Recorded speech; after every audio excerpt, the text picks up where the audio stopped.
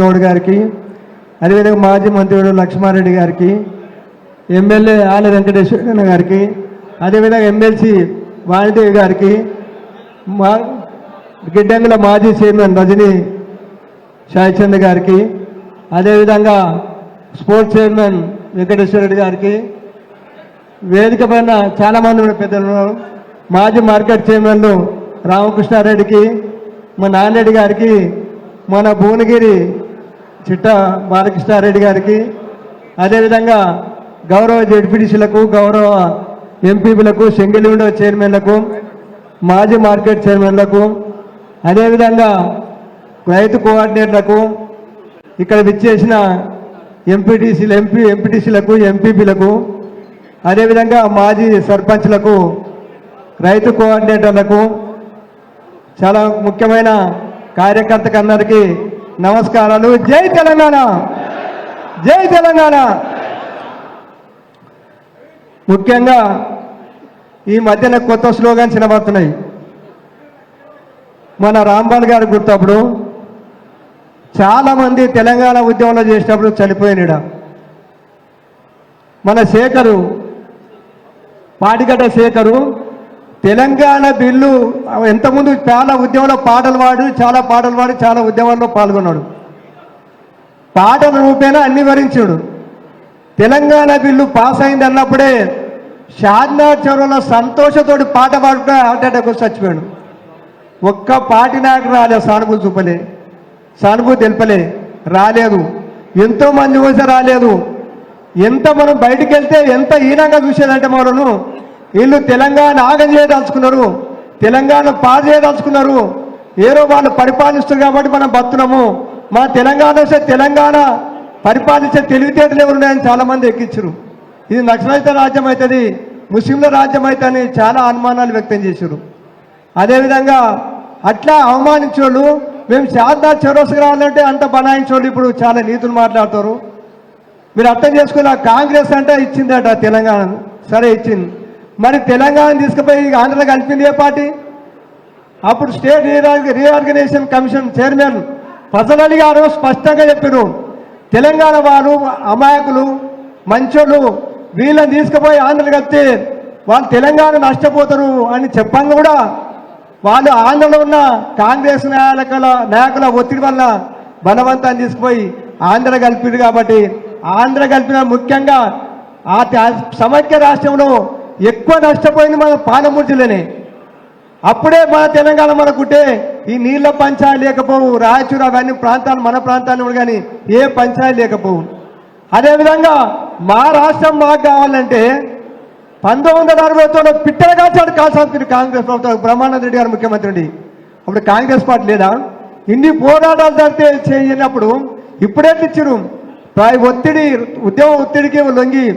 అదేవిధంగా కొంతమంది మన కోమరెడ్డి వెంకరెడ్డి గారు ఓ మాట మాకు అసెంబ్లీలో మాట్లాడారు, దొంగ దీక్ష, కేసీఆర్ దొంగ దీక్ష. దొంగ దీక్ష ఎవరి కొరకు చేసిండు? ఆయన ఇంటి కొరకు చేసిండా? దొంగ దీక్ష చేసిండో, దొంగతనం చేసిండో, అన్ని పార్టీలు ఒప్పించి అందరినీ తెలంగాణకు అనుకూలంగా మార్చిన చరిత్ర ఆయన ఉండదు. మీరు ఎప్పుడు వచ్చినా తెలంగాణ గురించి మాట్లాడిరా? ఆలోచనలు చేసిరా? అటువంటి ఇప్పుడు నీతులు మాట్లాడతారు, దయ్యాలే వేదాలు వహించిన నీతులు మాట్లాడతారు. కాబట్టి అప్పుడే తెలంగాణ మంది విద్యార్థులు అయిపోతురు, యువకులు చచ్చిపోకపోతురు. ఈ అందరినీ బలిగొన్నదే కాంగ్రెస్ పార్టీ. కాబట్టి వాళ్ళు ఇప్పుడు కాంగ్రెస్ తెలంగాణకు తిప్పలబడ్డాడు, ప్రయత్నించాడు. మేములా కేసులు పెట్టి పోలీస్ స్టేషన్లు వేసినప్పుడు, జైల్లోకి పోయినప్పుడు ఎవరున్నారు? ఏ పార్టీ నాయకులు ఉన్నారు? చూసి నాయకులు వాళ్ళు ఇప్పుడు నీతులు మాట్లాడతారు. కాబట్టి ఏంటంటే మన ఒక విషయం, మొత్తం స్టేట్ విషయం మన అనుభవం ఉన్న మినిస్టర్లు వచ్చారు, ఎమ్మెల్యేలు వచ్చారు, కాబట్టి ఎమ్మెల్సీ గారు వచ్చినప్పుడు వాళ్ళు చెప్తారు. అదేవిధంగా నేను ఏంటంటే మన ప్రాంతం విషయం చెప్తున్నా. ఒకటే విషయం, మన ప్రాంతంలో శాతాలో స్థానిక నీళ్లకు వ్యవసాయం చేయడానికి నీళ్లునే ఒకసారి ఆలోచించాలి. ఎంతోమంది ముఖ్యమంత్రులు వచ్చారు, మేము రైతు బిడ్డలమని చెప్పుకున్నారు. ఆ రైతు బిడ్డలుగా ముఖ్యమంత్రులు ఒక్కరన్నా వ్యవసాయం గురించి ఎట్లా అంటే తెగిపోయిన చెల్లెలు బాధ్యతమని ఆలోచన ఎవరికైనా వచ్చిందా? మన తెలంగాణ ప్రభుత్వం వచ్చిన తర్వాత గౌరవ ముఖ్యమంత్రి గారు నిర్ణయం తీసుకొని హరీశ్రావు గారి ఆధ్వర్యంలో చెరువులన్నీ బాగా చేపించి మన వర్షాలు వస్తే కూడా ఒక చెరువు తెగిపోలేదు. ఒక్క ఏడా దేవుని పని కాదు అయిపోయింది కాబట్టి అది మనం మంచి చేస్తున్నాం. వరదలు ఎక్కువ వచ్చినాయి కాబట్టి ఆ చెల్లు నిన్నాయి అదే దాంతో మిషన్ పడితే నీళ్ళు వస్తున్నాయి కాబట్టి భూమిలో నీళ్ళు ఇంకినాయి, భూములు ఇంకి బోర్లు నడుస్తున్నాయి. బోర్ల దగ్గర ముఖ్యమంత్రి కరెంట్ ఇచ్చింది కాబట్టి మనం పంటలు పండించుకుంటాం. ఒక్క విషయం చెప్పుడు, ఒక ఆయన తుమ్మల నాగేశ్వరరావు గారు తొలుత టీఆర్ఎస్ పార్టీ మినిస్టర్ మాట్లాడలే కానీ ఇప్పుడు ఏమంటారు వర్షాలు పడ్డాకే పంటలు ఎక్కువ అన్నాయట. మన చిన్నప్పటి చూస్తున్నాం వర్షాలు ఎన్నో పడ్డాయి, ఎన్నో బాగులు పారినాయి కానీ ఇంత పంట ఎప్పుడైనా పండిందా ఒడ్లు? ఇంత పంట గత సంవత్సరంలో మన 2 సంవత్సరాల నుంచి పండినంత పంట మన చార్దాలు ఎక్కడన్నా వండిందా మీరు అర్థం చేసుకోండి. రంగారెడ్డి జిల్లాలో 8 కాన్స్టిట్యూన్సీల అత్యధిక ఓట్లు పడింది మన కాన్స్టిట్యూన్సీని. చాలా మంది బోర్ల మీద ఆధారపడవండి. ఈ సౌకర్యం ఎవరు కల్పించరు? పన్నే ఓట్లను కూడా అదే అంత పంట మార్కెట్ చేస్తే కుర్రాని కుక్కీల కమ్యూనిటీ అమ్ముదురు, అట్లా కూడా ప్రభుత్వమే ఉన్నది. కాబట్టి ముఖ్యంగా రైతు పక్షపాతి కాబట్టి మన ముఖ్యమంత్రి గారు రైతుకు పెట్టుబడి ఇస్తున్నాడు. పెట్టుబడి మనం చూసినాం చాలా సంవత్సరాల క్రితము, దాదాపు 1980 సంవత్సరంలో 78 సంవత్సరంలో మా తాన కిషన్ నగర్లో వెళ్ళాల మిర్చి పంట పండించి 10,000 వచ్చినాయి, 20,000 వచ్చి చెప్పుకునేది. చాలా మంది మాట్లాడుకునేది 10,000 వచ్చినట్ట 20,000, అప్పుడు 1,000 అంటే ఎక్కువ కదా అని చాలా సంపాదించుకున్నారు. ఎంత 10,000 వచ్చినా 20,000 వచ్చినా రైతులంతా చంద్రబాబు చేరుతాన బాగా ఉన్నారు, వాళ్ళు సంపాదించుకోలేదు. కాబట్టి అటువంటి పంట వస్తుంది, పునాస రబ్బీ పంట వస్తుందంటే రైతులు భయపడేది, పెట్టుబడి లేక సహకారులకు తాను తిరిగేది, ఎంత ఇబ్బంది పడింది గుర్తే. మొన్న పెద్ద చిలకమ్మ నుంచి రైతు వచ్చి ఒక్క మందు డిఎఫ్ సంచి కొరకు 5-6 సార్లు షాద్నాలు తిరిగినట, అందరి మధ్యలో ఆడినట. అట్లా అంత ఇబ్బంది పడిన కాలాల నుంచి రైతు పెట్టుబడి ఎకరకు 5,000 వస్తే ఎంతలా పంటకు ఎంత లాభం, ఎంత సౌకర్యమైందో మీరు అర్థం చేసుకున్నారు. పెట్టుబడి ఇచ్చే, కరెంట్ ఇచ్చే, నీళ్ళు ఇచ్చే, ఇంకేం కావాలి ఆలోచించుకున్నాలి. రైతు చచ్చిపోతే రైతు బీమా ఎవరైనా చేసి ఇంతకుముందు ఇచ్చినా, ఒక రైతు ఎప్పుడైనా మందు రాయి చచ్చిపోతే దానికి ఇంక్వైరీ దరఖాస్తు ఇస్తే డిఎస్పీ ఆర్డీఓ ఏడీ అగ్రికల్చర్ వచ్చి ఇంక్వైరీ చేసి 1 లక్షలో ఇచ్చడానికి నానా ఇబ్బందులు పడేది. కానీ రైతు చచ్చిన దినాల లోపలనే 5 లక్షలు వస్తే ఎంత మీద కుటుంబాలు బాధపడుతున్నాయో మీరు ఆలోచించాలి. ఈ ఆలోచన వాళ్ళకి ఎవరికైనా వచ్చిందా ఎప్పుడైనా గమనించండి ఒకసారి. ఆ ప్రభుత్వానికైనా ఇప్పుడు వచ్చిందా? ఇంకోటి కొంతమంది అంటారు, ఇప్పుడు ఉప ముఖ్యమంత్రి ఉన్న బట్టి విక్రమార్క గారు బీజేపీ వాళ్ళు లక్ష పోతారు, లక్ష పోయి కృషి చేసుకొని కట్టిస్తున్నారు కదా, కట్టిస్తాను కదా ఏమై అంటారు. వాళ్ళకు అవగా చదువుకున్నారు కదా, అనుభవం ఉన్నాయి కదా. లక్ష అని వాగు పోతలేదు, నది పోతలేదు, అని కాలకట్ట కట్టడానికి లక్ష అదే రిజర్వేర్ కట్ట, ఇది 6వ రిజర్వేరు, 5 రిజర్వేర్లు ఉదండపూర్ వరకు 5వ రిజర్వేరు, ఆడి కూడా నిర్మాణాలు అయిపోయినాయి. కానీ కాలువలతో ఉన్నది, అవి చేసుకుంటూ వస్తున్నాం. 6వ రిజర్వేర్ కట్టే ఉన్నది, అది కూడా తెలకుండా తట్టడి మనీ అని అంటారు. వాళ్ళకి ఇప్పుడు ఏం తట్టడి మనీ వేస్తారో పిడికల మనీ వేస్తారో చూడాలి వాళ్ళు ఏం చేస్తారో. మన ముఖ్యమంత్రి గారు కాలువలు డిజైన్ చేసి దాన్ని పోయినప్పుడు కూడా డబ్బులు కేటాయించరు. మరి వాళ్ళు ఏం చేస్తారో చూడాలి, మీరు ఆలోచించుకున్నారని మీరు ఆలోచిస్తున్నా, మీతోటి మనం చేస్తున్నాం. అట్లా ఎన్నో విధాలు ఇబ్బందులు. మన కాన్స్టిట్యూన్సీలో తానికే నీళ్ళు లేకపోతే కూడా ఒక శాతంలో 8 రోజులకు నెహ్రూ కాలనీ ఆ ప్రాంతాల 2 బిందెల నీళ్ళు వచ్చేది. ఒక ట్యాంకర్కి ఎంత 800 ట్యాంకర్లతోటి కొనుక్కొచ్చే, ఆ ట్యాంకర్లు కూడా దొరకపోయిన పరిస్థితి ఉన్నది. గ్రామాల్లో మాత్రం నీళ్లు లేక వ్యవసాయం పందాయి, గడ్డి లేక కూడా పశువులు అమ్ముకున్న పరిస్థితి ఉంది. ఆ పరిస్థితి నుంచి ఎక్కడి వరకు వచ్చినామో మీరు అర్థం చేసుకోవాలి.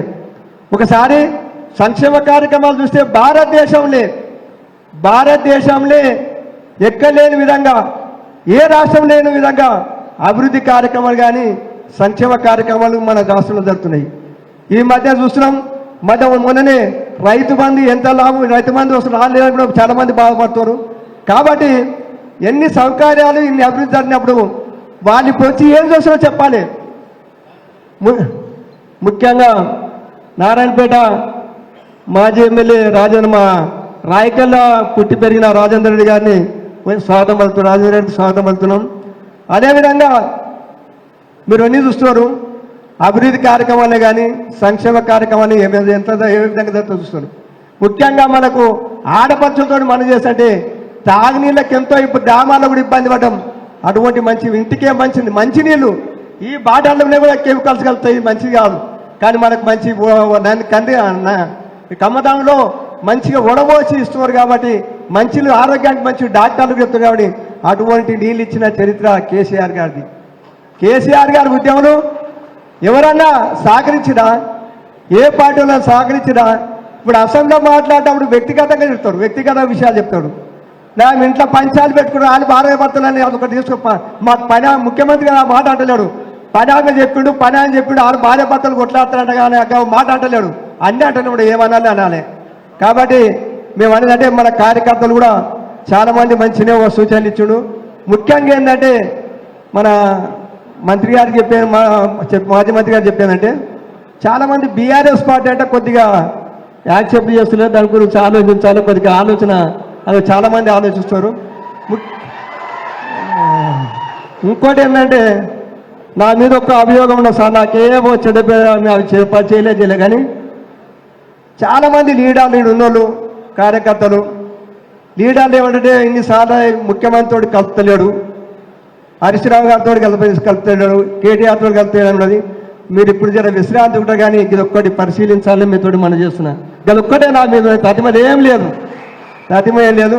కాబట్టి ఏమంటే మనము 2001 నుంచి పోరాడుతున్నాం, ఎన్నో ఉద్యమాలు చూసినాం, ఎన్నో కేసులు చూసినాం, ఎంతో అనుభవించినాం. కాబట్టి మనకి ఇటువంటి కొత్త కాదు.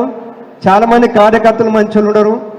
మొన్న ఊహించని విధంగా ఒకటి ఏంటంటే అందరికీ ఎవరు ఏం చేసినా మేము గెలుస్తుంది అని జర ఇదై అలా మనసులో కొద్దిగా నిర్లక్ష్యమై కొద్దిగా బాధ్యత పడే కార్యకర్తలు చాలామంది ఇప్పటికీ ఏడుస్తున్నారు. చాలా కష్టపడ్డారు కానీ కొద్దిగా ఊహించి ఆలస్యమైంది, కానీ అనుకోకుండా జరిగింది. దాని గురించి పెద్ద ఆలోచనదు. కాబట్టి ఏమో అన్ని వేళలో మీరు అధికారం ఉన్నా లేకున్నా మనకు మంచి నాయకులు ఉంటారు. మీరు ఒకటేసారి చూస్తున్నారు కదా, మొన్న ఫైనాన్స్ మీద అదేవిధంగా ఇరిగేషన్ మీద వాళ్ళు శ్వేతపత్రం, కాంగ్రెస్ పార్టీ అధికార పార్టీ శ్వేతపత్రం విడుదల చేసినప్పుడు మన పార్టీ తరఫున గౌరవనీయులు హరీష్ రావు గారు మాట్లాడుతుంటే కార్యకర్తలలో లీడర్లో కూడా ఎంత ఉత్సాహం ఎంత మనోధైర్యం కలిగిందో చాలా సంతోషించారు. కాబట్టి ఎటువంటి నాయకత్వాన్ని కోరుకుంటున్నారు. కాబట్టి మీ అందరితో మనం చేసినట్టే ఎవరికి ఏం ఇబ్బందులు ఉన్నా మేము చూస్తాం. మీ మధ్య కొన్ని ఇబ్బందులు కూడా చాలా అవుతున్నాయి, అయినా మేము ఉంటాం. కాబట్టి ఇంత భారతదేశం తెలంగాణ ఆగమైపోతుంది, అన్యాయం అయిపోతుంది అని తెలంగాణకు పోరాడి తెలంగాణ తెచ్చి తెలంగాణకి సారథ్యం వహించి ముఖ్యమంత్రి గారు తెలంగాణ ఎంతో భారతదేశంలో గుర్తింపు తెచ్చిండు. కాబట్టి అటువంటి ముఖ్యమంత్రి గారు అటువంటి గవర్నమెంట్గా ఉందని మీరు ఇంతకుముందు కార్యకర్త ఎప్పుడు మర్చిపోమన్నారు, తప్పకుండా ధన్యవాదాలు, మర్చిపోకూడదు మనం. కాబట్టి ఈ అవకాశం ఇచ్చినందుకు మేము పెద్దలకు, వేదిక పైన పెద్దలకు, ముందున్న నాయకులకు, కార్యకర్తలకు అందరికీ నమస్కారాలు తెలియజేస్తూ జై తెలంగాణ, జై తెలంగాణ, జై కేసీఆర్, జై కేసీఆర్. ఒక్క నిమిషం మధ్యలో మాట్లాడుతున్నారు, అనేది భావించకండి. ఒక్క నిమిషం. జెడ్పీటీసీ రాములు గౌడ్ గారు చదురు కూడా